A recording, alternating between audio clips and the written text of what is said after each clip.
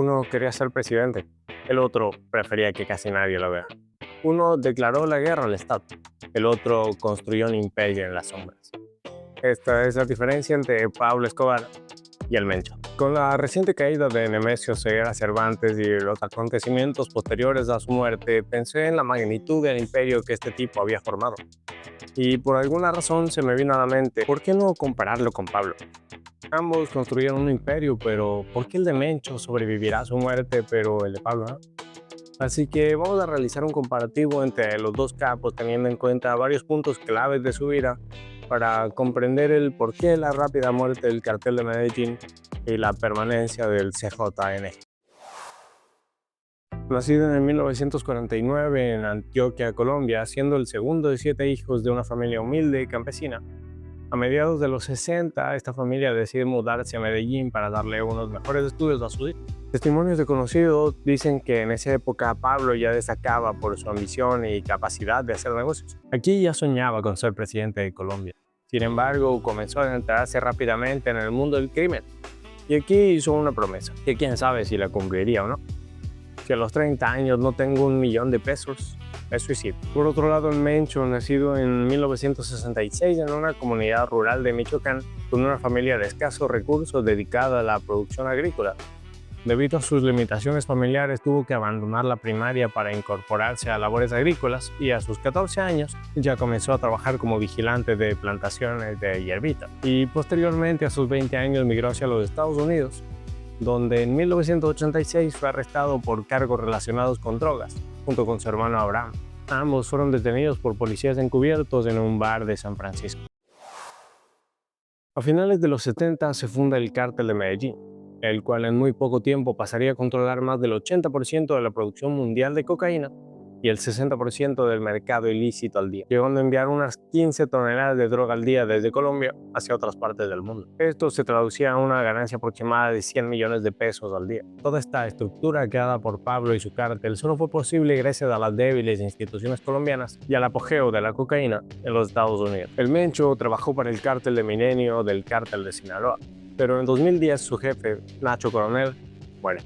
Y el Mencho funda el CJNG, una de las dos facciones surgidas de esta división. Su cártel adoptó una estructura descentralizada, la cual otorgó autonomía a diferentes mandos, acelerando el crecimiento y la presencia de corredores para el movimiento de drogas desde México hacia los Estados Unidos. El Mencho aprovechaba cualquier posible negocio ilícito, desde secuestro, vacunas, hasta, el tráfico de drogas. El Cártel Jalisco Nueva Generación surge de un ecosistema ya establecido donde el gobierno mexicano había declarado la guerra contra el narcotráfico. Varias y diferentes organizaciones criminales peleando por territorios.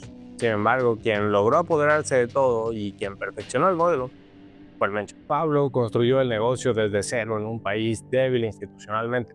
El Mencho heredó un sistema fragmentado por la guerra y modernizó la estructura criminal hasta volverla a una estructura militar y descentralizada.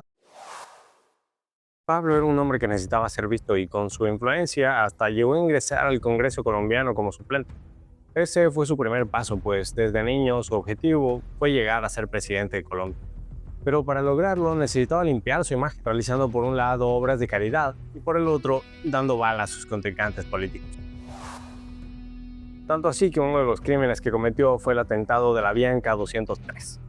Donde buscaba eliminar a su contrincante político y candidato a la presidencia, César Gaviria. Este atentado tuvo un saldo de 110 personas muertas. Sin embargo, no logró eliminar a su objetivo. Este no había subido en el avión. Y él mismo posteriormente ganó las elecciones y colaboró con la DEA para lograr abatir al capo en 1993. Escobar necesitaba ser visto. Su ego lo llevó a la política y esa fue su perdición. Por otro lado, el Mencho era más bien un fantasma. Su biografía visual consta en unas pocas imágenes oficiales y algunas fotos filtradas. El Mencho era un hombre que evitaba la ostentación, los excesos visibles y, según el experto de seguridad Andrés Nieto, su estilo se resume en 5 palabras: fuerte, audaz, callado, estratega y operacional. El Mencho no dormía más de 2 días en el mismo sitio y tenía una fuerte red de informantes en la policía, la milicia y, puestos públicos relacionados. Los lugares a los que concurría eran sitios abiertos con múltiples salidas en caso de ser necesario un escape, siempre escoltado y siempre armado hasta los dientes. El mayor arma del Mencho fue su invisibilidad, pero toda estrategia tiene sus puntos débiles. Así que, ¿cómo es que lo encontraron? Un par de semanas atrás había sido liberada de prisión la mujer del Mencho y fue vista con uno de sus hombres de confianza, y por medio de inteligencia supieron que éste la iba a llevar con Mencho. Pasan una noche juntos y bueno, por alguna razón desconocida por el momento, el Mencho se queda una noche más en la residencia. Y bueno, el gobierno no desaprovechó la oportunidad. El 22 de febrero de 2026 muere el Mencho en uno de los helicópteros que lo trasladaban ya herido. Pero ¿es este el final del cártel Jalisco Nueva Generación? Probablemente está lejos de ser el final, pues la que era una simple banda de sicarios se había convertido en una industria criminal con cabecillas en muchos lugares y con muchos negocios diferentes, descentralizado, para que en caso de que algo le pase al eje, el resto no se desmorone. Pues a diferencia del cártel de Medellín, el cual colapsó rápidamente después de la caída de Escobar, el CJNG no necesitaba más de su jefe. Escobar construyó un imperio alrededor de su figura. El Mencho construyó una estructura que no lo necesitaba. Al final, ninguno de los dos terminaron pagando por prácticamente ninguno de los crímenes que cometieron, o quién sabe.